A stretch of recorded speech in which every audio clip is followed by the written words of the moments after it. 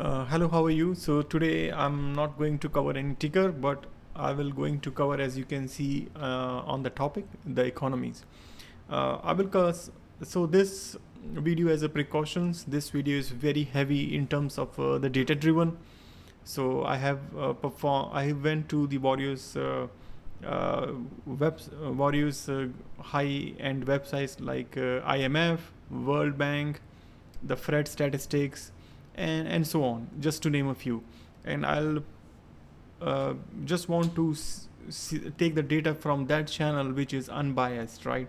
And try to collect the data from that perspective. So my what the questions which I am trying to answer or trying to seek the answer in this video is, okay, what's happened in the economic now, right? And what the expectations from the International Monetary Fund, IMF, in short, what they are expecting in the economic, and why they are thinking that. And do we think then if I collect certain other data elements, do you think maybe the future will be a little bit more different or in line with that, right? So I'll go on the very first on the world level, and then we'll go more onto the narrow level to the US and Canadian economy, and then try to answer, actually try to put my opinion on that. So I suggest, okay, so let's get started. Okay, so yeah, so if you're new to the channel, my name, just to want to give my quick introduction, myself Pramod Kumar. I'm a CFA charter holder and FRM certified. This I usually put the video on my YouTube channel, mostly on the stock analysis, and these are just my opinion, nothing, no recommendation and all to anybody. What I believe, what I find, and then I thought, why not just share on that one. Okay, so that's pretty much. Most of my video is heavily on the stocks market, or do the fundamental using the company 10K and other, most of that's the main source. And today I'm trying to do something on the economic. Okay, so that's pretty much on the high level introductions. So let's get started without further delay. Okay, so let me get closer to the mic too. Okay, so right now let's try to see, right, what's happening to the economy, right? So this the diagram, as you can see, this plot, this is on the commodity prices, right, as of January to the April 2020 of this year, right? And this is the key three main commodities, right? As of oil is in the blue color, the natural gas and the metal, right? This is the metal and this is the natural gas. So this study is performed by the IMF, and what they have seen, that starting beginning of this year, all the commodity prices start following, and falling, right? As you see, it's just fall sharply, especially on the oil, right? You see it's fall very sharp, and then it's trying to, in April, it's trying to pick up on the oil. And if you're following the market quite right, you also have noticed one time the oil price was negative as well. So let's say some other key factors. So this is the very heavy in terms of the chart. This is another on the IMF they have provided. So let's go from there are the four charts. We'll go and try to see okay, what happened to the global economy, right? So this is the 10-year government bond yield. So basically these are the safest kind of instruments. So if you pretty much think from as virtually or almost, I'll say, the default rate, especially if I'll say from the US at least, right, or UK or Germany. I cannot say much on the Italy, or I think Japan, we can say the same, but that's what these are, right? So these are the 10 years. So basically if you buy the 10-year government bonds, so you can see the yield or like the returns, right? All of these. So the red is the, let's focus on the US, let's say, and then rest you can understand that. So on the blue one, you'll see it's heavily decline in terms of the return, right? Which starting from this year as well. So the market is, so what I'm trying to project here is that the market is giving or these key indicators, right? These are the more leading indicators or the key indicators or that will try to say, okay, what trying to happen, right? Similarly, the credit spread, if you notice on the same, it's jumps on that day when the market falls. So you see the credit spread, it's increased heavily when the market falls sharply. So you see here in the equity markets, the S&P basically it's falls, but not only the S&P, but the topics of US and Euro stocks market, basically it's also drastically down at the same time, right? And then it's try to cover, which we'll cover soon, try to say why it's covered. And the same thing happened on the PE ratio, right? The price to earning, it's also dropped. Basically the market drops, so these are drops. This means a lot of the securities, as we have seen, you also seen on my channel when I perform the fundamental analysis, for example Apple, Nike, or any other stocks, you can search on my channel. There are a lot of videos there to try to see, okay, the fundamentally which stocks are good, not only cheap in terms of long-term growth. So that's clearly reflected that the market is down. Okay, so that's what happened. These are the actual key indicator, right? So which reflecting the market, right? You can see the trend. Okay, now let's go to, we have seen from this starting of this year to the market down. So let's see what's projecting by IMF, right? What's due to the, so this is the growth projections chart they have. So this is on the global economy. Globally, they're saying the overall this year there is a 3% drop in terms of the economy, right? And if you see from the advanced economy, which is like a US, UK, and those developed economy is another world, or the advanced economy, you can see this is 6.1% dropped in their economy for this year, and emerging market is 1% drop. Okay, but next year, if you say there is a big spike in terms of that, right? So this big organizations, what they are trying to project is that there is a there's V shape in growth spike. So that's a V-shaped recovery in the market. So that's why one of the reason, and I'll also show you where it's written, right? It's not just the text. Okay, so this is the comeback of the market in next year, right? So that's what. If I go one level deeper here, in the percentage change, you can see this is a US economy. So the last year was 2.3, this year is down to 5.9%, and you can see this is coming from IMF again, social. So, and this is the real GDP growth I'm talking. So real means this is not impacted by any inflation and all, right?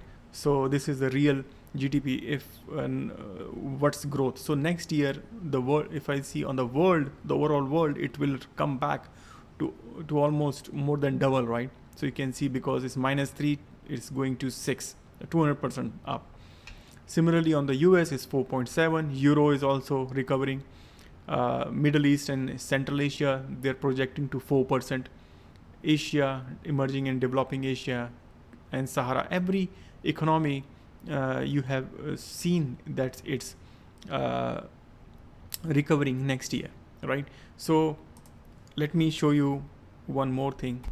So now on my screen, you can see this paper is coming from the IMF, of International Monetary Fund, April 2020, right? It's just the recent paper.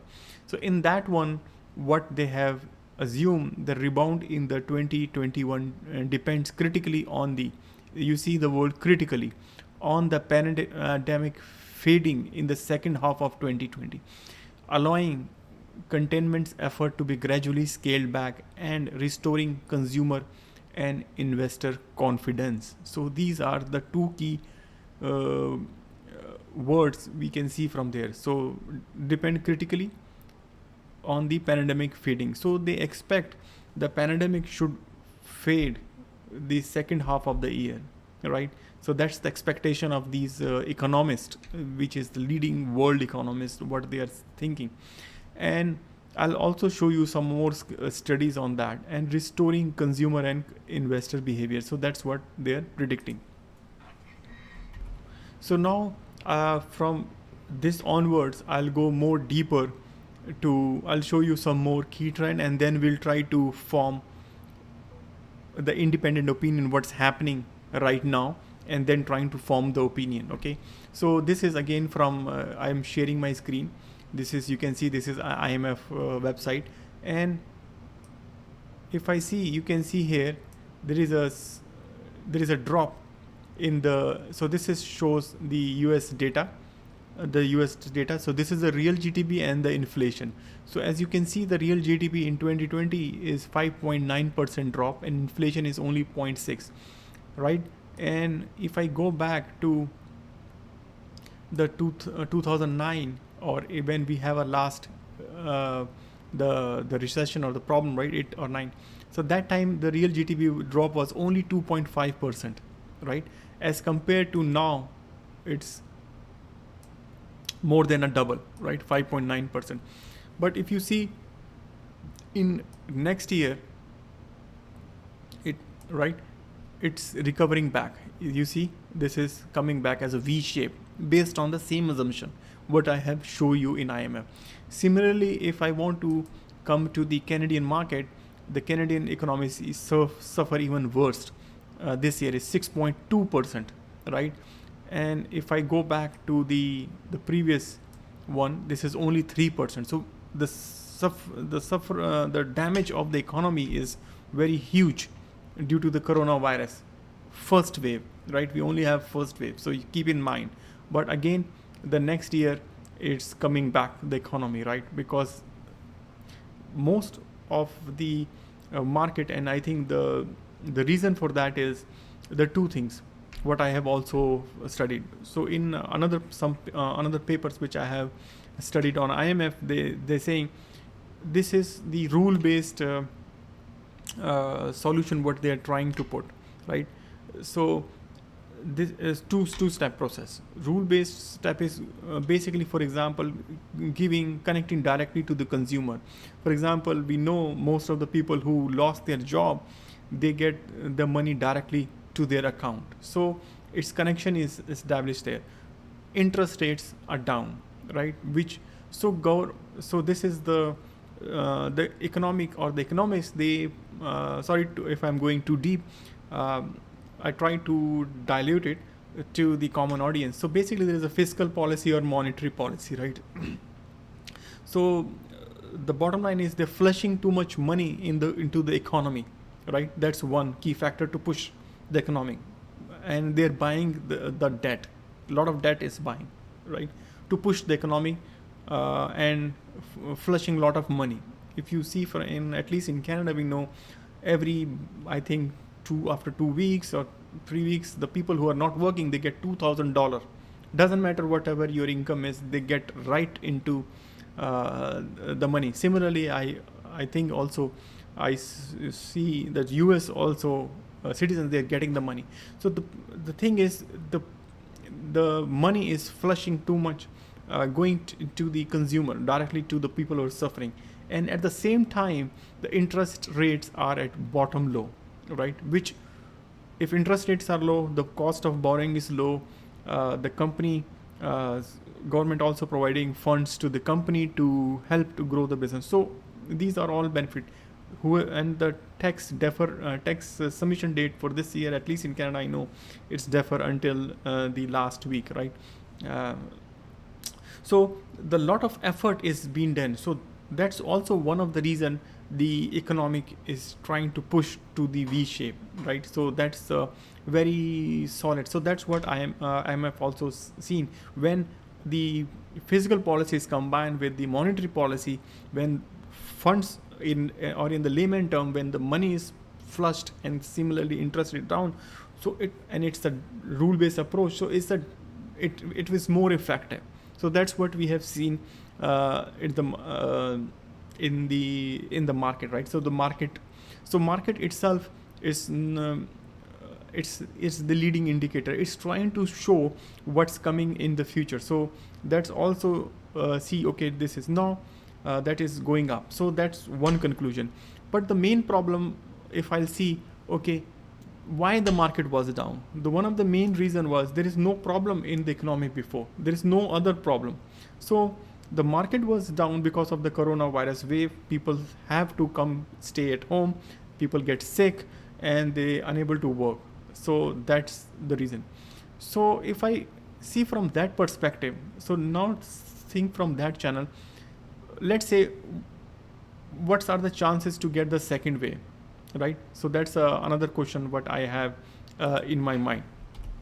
So let's see how this coronavirus is affecting, right? So if I go to the New York State of Department of Health, this is the plot what they have. So the positive new cases, if you see from the 2nd of June, and today is the 9th of June, right? For the last 7 days, you can see it was 1045 in second, then it comes to 1048, 1000, now it's dropped to 700, 702, and 683. So it's keep declining in terms of the new positive cases, which is a very good news. And then we also have a state level there.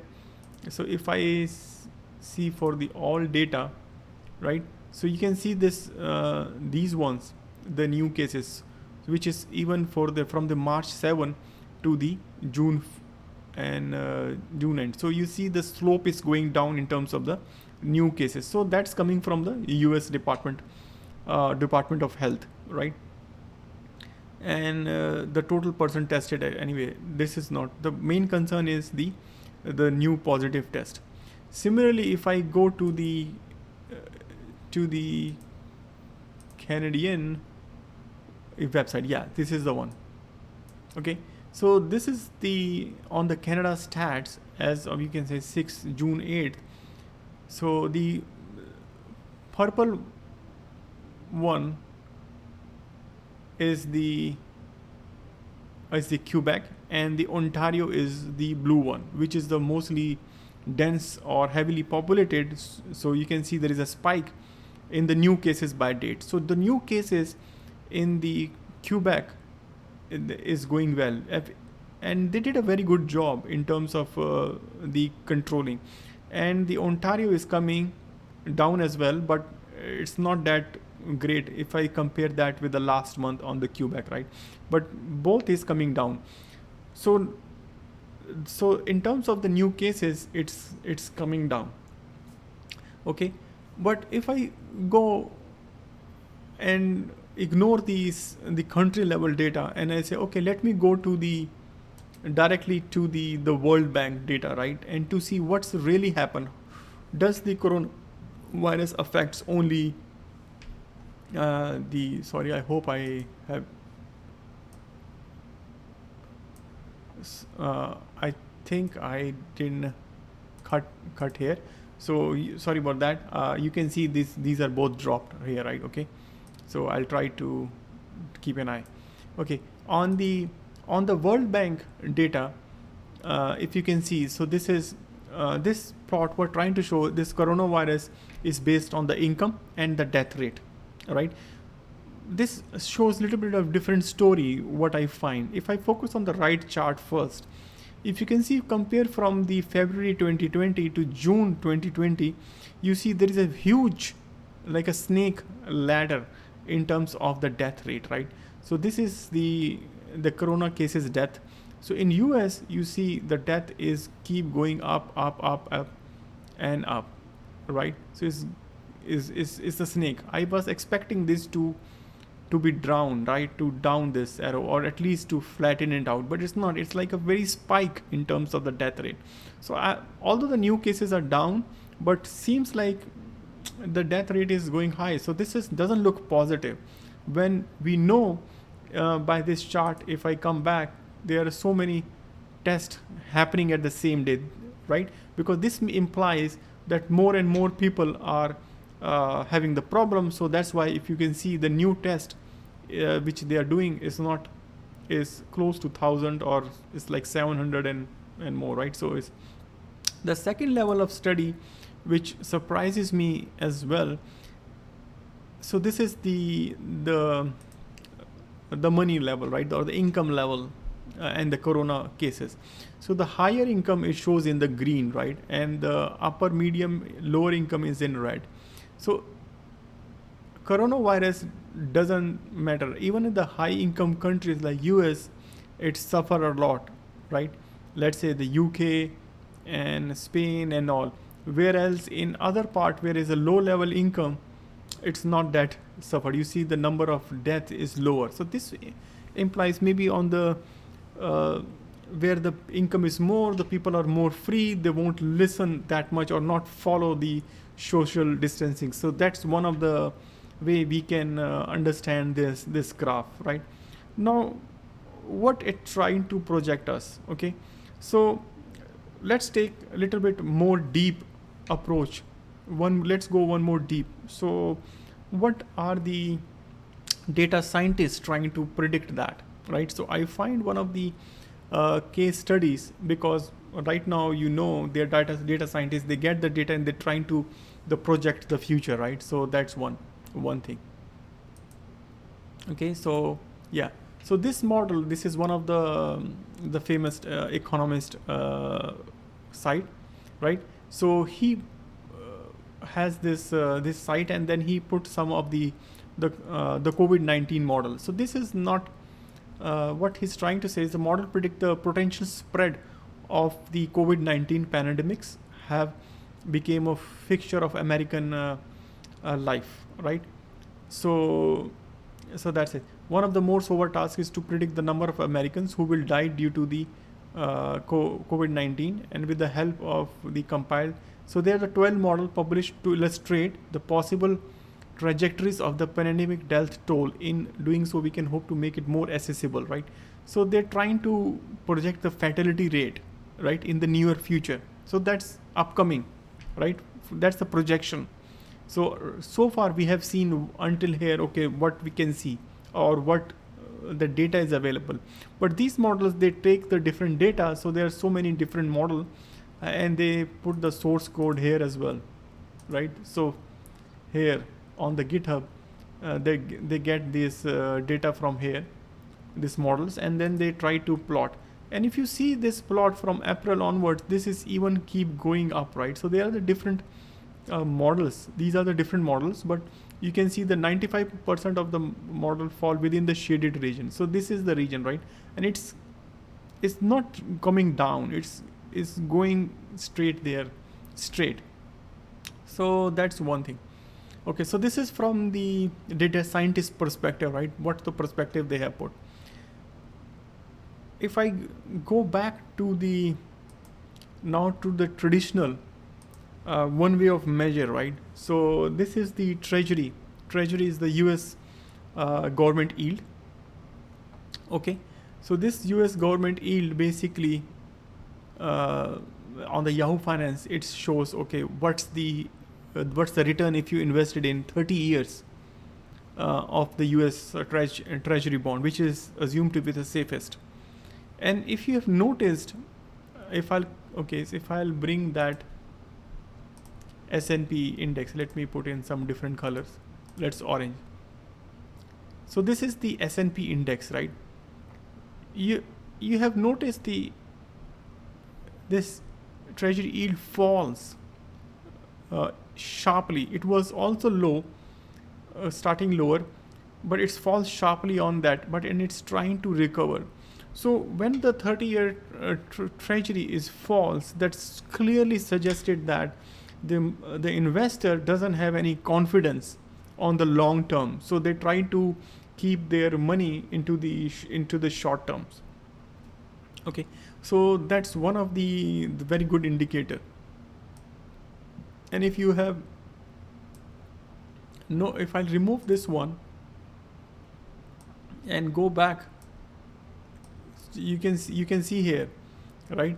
The treasury was in beginning, right? It was like 3.45 in October of last year, and then from there it's sharply it's started to falls, right? Started to falls, and then it's hugely fall, and now it's trying to recover back. But I'll see it's coming back a little bit. It lose like 1.67 to 1.58, which is not a good sign.